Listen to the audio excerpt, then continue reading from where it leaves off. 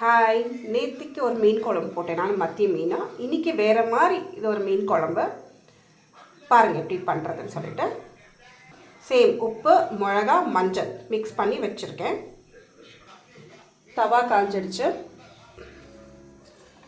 கொஞ்சம் லைட்டாக எண்ணெய் போட்டிருக்கேன். தவா ஃபுல்லாக நம்ம இது பண்ணிடலாம். அதை ஸ்ப்ரெட் பண்ணிக்கோங்க. இப்போ நம்ம மிக்ஸ் பண்ணி வச்சுருப்போம்ல மீனை, ஸோ அதை லைட்டாக இதில் போட்டுக்கலாம். இதில் வச்சுடுவோம். கொஞ்சம் லைட்டாக வறக்க போகிறேன். இந்த மீன் குழம்பும் சாப்பிட்டு பாருங்கள், செம்ம டேஸ்ட்டாக இருக்கும் சாப்பிட. ஜஸ்ட்டு லைட்டாக வறுத்துக்க போகிறோம், அவ்வளோதான்.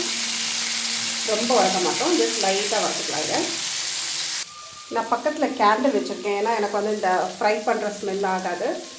அதனால் பக்கத்தில் கேண்டில், இந்த கேண்டில் வைக்கிறதுனால அது அந்த ஸ்மெல் நமக்கு வராது.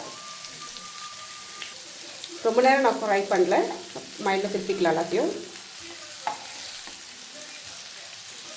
கொஞ்சம் திருப்பிக்கலாம். இந்த மாதிரி எல்லா மீனும் திருப்பிட்டேன். திருப்பி ஒரு 2 மினிட்ஸ் இதே மாதிரி விட்டுட்டு நான் ஸ்டவ் ஆஃப் பண்ணிடுறேன். சும்மா மைல்டாக பாயில் பண்ணிக்கிறேன், 50% பாயில், அவ்வளோதான். வெறும் உப்பு, மிளகா, மஞ்சள். இந்த கேண்டில் எரியுறதுனால எனக்கு அந்த ஸ்மெல் எஃபெக்டே ஆகலை. இப்போ இதை நம்ம வேறு பாத்திரத்தில் மாற்றிக்கலாம். 1 by 1. இதை நான் அவ்வளோவா ஆயில் நான் யூஸ் பண்ணலை, ஜஸ்ட்டு மைல்டாக அந்த இதில் ஸ்ப்ரெட் பண்ணியிருக்கேன், அவ்வளோதான். எல்லாத்தையும் வேறு பாத்திரத்தில் மாற்றியாச்சு நான். ஸோ இப்போ எப்படி செய்யலான்னு காட்டுறேன். இங்கே பாருங்கள், நான் ஃப்ரெஷ்ஷாக மாங்காய் கட் பண்ணியிருக்கேன். இது நான் இப்போ மீன் குழம்புக்கு யூஸ் பண்ண போகிறேன். ஒரு ப்ரீவியஸ் வீடியோ போட்டிருப்பேன், மாங்காய் தோப்புது. அந்த மாந்தோப்புலேருந்து எடுத்துகிட்டு வந்திருக்கேன். தவா நல்லா காஞ்சிடுச்சு. இப்போ நான் ஆயில் யூஸ் பண்ணுறேன்.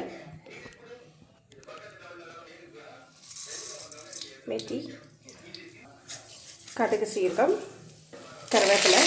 நான் முழுசாக இருக்க பச்சை மிளகாய் போடுறேன், நம்ம தோட்டத்துக்கு பச்சை மிளகாய். இப்போ ஆனியன் யூஸ் பண்ணுறேன்.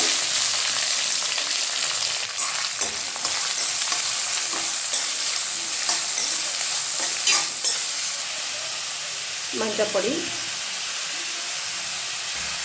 உப்பு மிக்ஸ் பண்ணிக்கோங்க. இந்த ஸ்டேஜில் நான் கட் பண்ணி வச்சுருக்கேன் மாங்காய் யூஸ் பண்ணுறேன். எனக்கு மாங்காய் ரொம்ப பிடிக்கும், நிறையா போட்டிருக்கேன். உங்களுக்கு தேவையான அளவுக்கு மாங்காய் போட்டுக்கலாம்.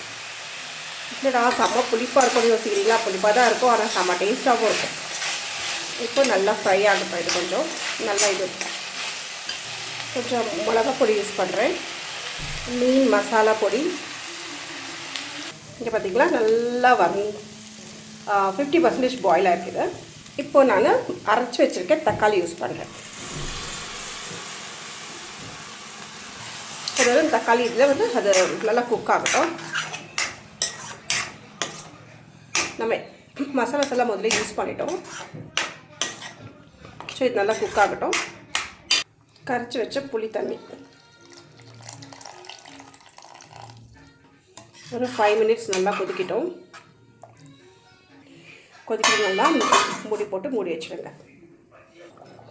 நல்லா கொதிக்க ஆரம்பிச்சிருச்சு. இப்போது நம்ம லைட்டாக ஃப்ரை பண்ணி வச்சோம் இல்லைங்களா, ஒரு 50% to 60% பாயில் ஆகிருக்காது. அந்த ஃபிஷ்ஷை நான் இதுக்குள்ளே போடுறேன். மத்தி மீன் வறுத்து வச்சுருந்தோம் இல்லையா, அதை. இது வெறும் ஒரு 2-3 மினிட்ஸ் இருந்தால் போதும்னு நினைக்கிறேன். நீங்கள் ஆஃப் பண்ணிடலாம் ஸ்டவ்வை. அதுக்கு முன்னாடி நீங்கள் உப்பு எல்லாமே கரெக்டாக இருக்கான்னு பார்த்துக்கோங்க. சால்ட்டு, காரம் எல்லாம் கரெக்டாக இருக்கான்னு செக் பண்ணிக்கோங்க. பாருங்கள் நல்லா பாயில் ஆகுது. ஜஸ்ட்டு திருப்பி விட்டுக்கோங்க, இல்லாட்டி அந்த கிரேவியை அது மேலே போட்டுக்கோங்க. ஸோ பாருங்கள், ஜஸ்ட் இப்படி பண்ணி விடுங்க, கிளறி விட்டிங்கனாக்கா. ஸோ ஒரு 5 மினிட்ஸ் ஆர் 3 மினிட்ஸ் வரைக்கும் போதும். என்ன சொன்ன மாதிரி ஆல்ரெடி குக் ஆகிருக்கு இந்த ஃபிஷ்ஷு. ஸோ நான் டேஸ்ட் ரொம்ப நல்லாயிருக்கும், ட்ரை பண்ணி பாருங்கள். 3 மினிட்ஸ் அதோட டேஸ்ட் இதுக்குள்ளே இறங்கும், சாம்பாருக்குள்ளே. ரொம்ப நல்லாயிருக்கும். Last moment I'm just putting this coriander leaves. அவ்வளோதான். நான் ஒரு 5 மினிட்ஸ் இப்போ எதுவும் பண்ண போகிறதில்ல, ஏன்னா எல்லா மீனும் நான் முழுக வச்சிட்டேன் குழம்புல. ட்ரை பண்ணுங்கள். If you like, comment. Thank you for watching my channel. Have a great day.